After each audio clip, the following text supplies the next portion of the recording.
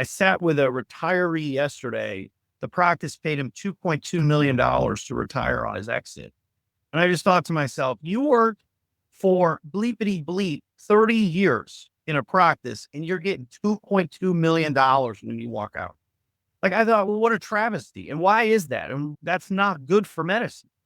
We can't have doctors retiring on something as small in a retirement package that anybody could get at a big health system times 2 or 3.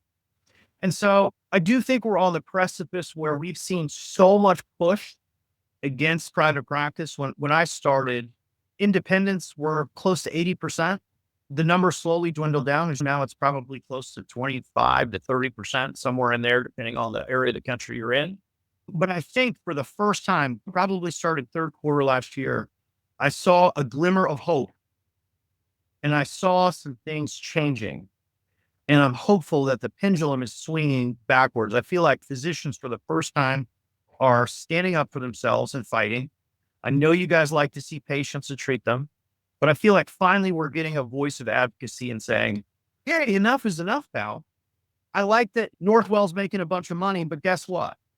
We also have to take care of patients, and we also have to start making some of that money. What are the problems? There's a lot of market concentration. You're right about this, and Yep. a lot of regulation that favors the Novas and the MedStars and the Northwells Sure. of the country. And there's probably 3 that you speak a lot about. Yep. One is market concentration in the sense of, for example, Innova in the Northern Virginia area owns 85% of the beds. Yeah. In Rochester, there's 1.5 behemoth that basically have everything locked down. So there's no Laport, no Quest. Whatever the major health system says is what happens. And then the other area of concentration that was brought about by the ACA is the merger of health plans. Yeah. So in Rochester, for example, Excellus controls 70% of the market. In Virginia, Anthem Blue Cross Blue Shield controls over 40% of the market.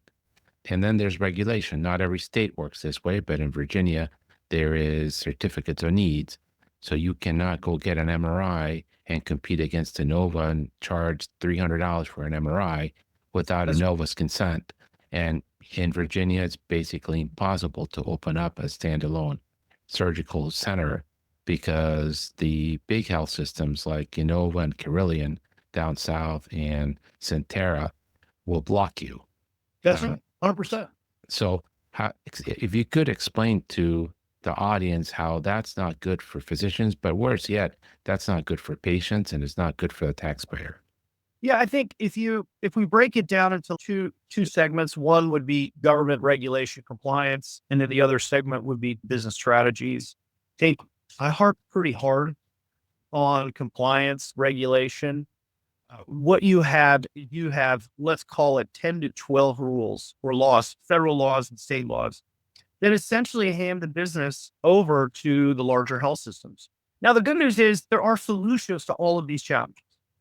I think we'll see those solutions deployed over the next 3 or 4 years, and I think they're going to cause a massive amount of disruption, not to patients, but to those health systems. And so that's the good news. The regulatory framework, you did a really good job talking about certificate of need, or AKA con laws. The group or school out of Virginia does a really good job reporting that data. And I'm surprised because you have a really forward-thinking governor in Virginia. And it seems to me he just doesn't know what these rules are and he's never heard of them. And I bet if you talk to him tomorrow, he'd go, I didn't even know what this was. Because it seems silly for lawmakers who get up and tell voters, Ro Khanna did this yesterday, and so did Bernie Sanders and a couple of others. And they stand up and they say, our health system stinks. Everybody's paying too much for coverage. And then I've sat with Bernie before, and I go, tell me why you limited supply of physician-owned hospitals during the ACA. Like, why didn't you support that?